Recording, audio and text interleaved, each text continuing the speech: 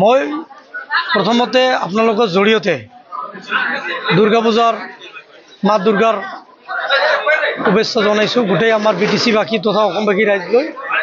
আৰু আজি আমাৰ 20খন বছৰ পাৰ হৈ গ'ল BPF দলে ফগ্ৰাগ্ৰামৰ পৰা আমি জিকিবলৈ সক্ষম হোৱা নাছিলোঁ। এইবেলি দলে মোক প্ৰাৰ্থিত্ব প্ৰদান কৰি দলীয় যি সতীৰ্থ মোৰ বন্ধুসকল আছে সকলোৰে সহযোগত তেওঁলোকৰ মানে পৰিশ্ৰমত আজি আমি ফগ্ৰাগ্ৰামৰ পৰা আমি জিকাবলৈ সক্ষম হৈছে তেওঁলোকে। সেইকাৰণে আজি যি তেওঁলোকে আকৌ ফগ্ৰাগ্ৰাম ব্লকত মোক মাতি কিনে যি তেওঁলোকে মৰম যাচিলে সঁচাকৈ মোৰ এইটো চিৰস্মৰণীয় আৰু মই মনত ৰাখিম।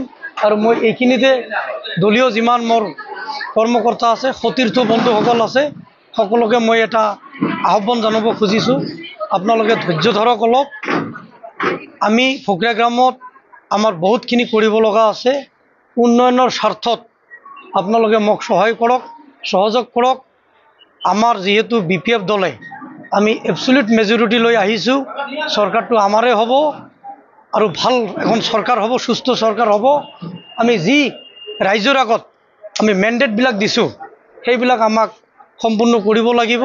তাৰ কাৰণে মই আমাৰ ফগ্ৰাগ্ৰামৰ যিমান বুদ্ধিজীৱী আছে, বুদ্ধিজীৱী ৰাইজ আছে, আমাৰ শ্ৰদ্ধাৰ শিক্ষাগুৰুসকল আছে, বয়োজ্যেষ্ঠ মোৰ সন্মানীয় ব্যক্তিসকল আছে, সকলোৰে মই পৰামৰ্শ, আশীৰ্বাদ আৰু সহযোগিতা কামনা কৰিছোঁ যাতে মোক এনেকৈ মৰম লগতে উপদেশ আৰু সহযোগ কৰি যায়।